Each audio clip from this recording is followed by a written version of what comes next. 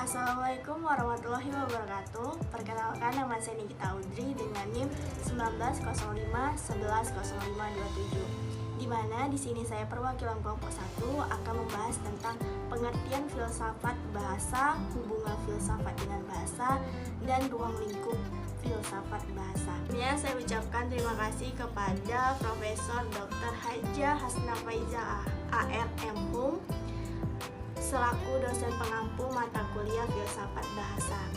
Nah, di mana yang pertama saya akan menjelaskan tentang pengertian filsafat bahasa. Istilah filsafat diambil dari kata falsafa yang berasal dari bahasa Arab. Istilah ini juga diadopsi dari bahasa Yunani, yaitu dari kata filosofia yang terdiri dari kata philen yang berarti cinta atau love, dan sophia yang berarti kebijaksanaan atau wisdom. Dengan demikian, secara etimologis, filsafat dapat diartikan sebagai cinta pada kebijaksanaan.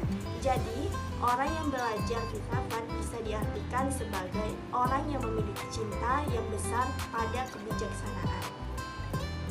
Selanjutnya, saya akan membahas tentang hubungan filsafat dengan bahasa, di mana filsafat bahasa adalah ilmu gabungan antara linguistik dan filsafat.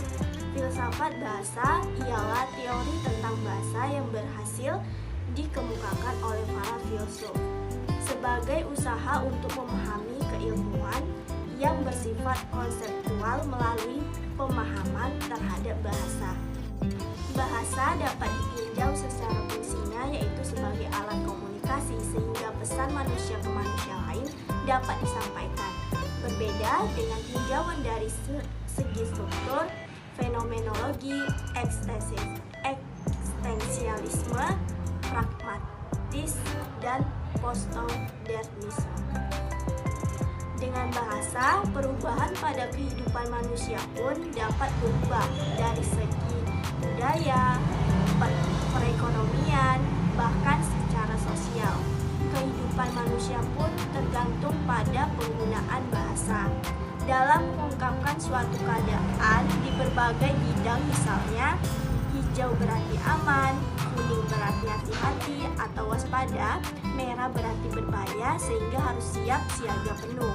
Oleh karena itu, jika dalam sekelompok manusia tidak ada alat yang dinamakan bahasa, maka keberlangsungan kelompok tersebut akan ada pada titik kemampuan, karena dengan adanya bahasa menunjukkan sebuah kebudayaan bangsa, dan jika tidak ada bahasa maka hilanglah bangsa tersebut.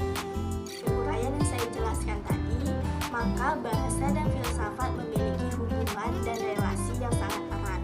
Bahkan hubungan antara filsafat dan bahasa merupakan sebuah hubungan yang kausalitas atau sebab akibat yang hadirannya tidak dapat kita tolak. Terakhir, saya akan membahas tentang ruang lingkup filsafat bahasa, di mana salah satu bidang filsafat bahasa adalah untuk memberikan analisis yang adekuat tentang konsep-konsep dasar, dan hal ini dilakukan melalui analisis bahasa.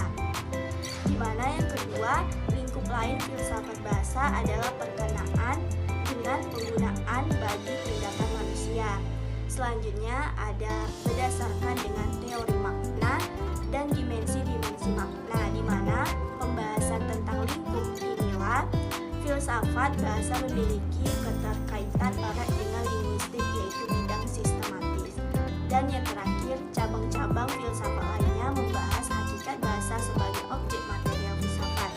Bahkan lingkup pembahasan ini telah lama ditekunin oleh para filsuf, antara lain hakikat bahasa secara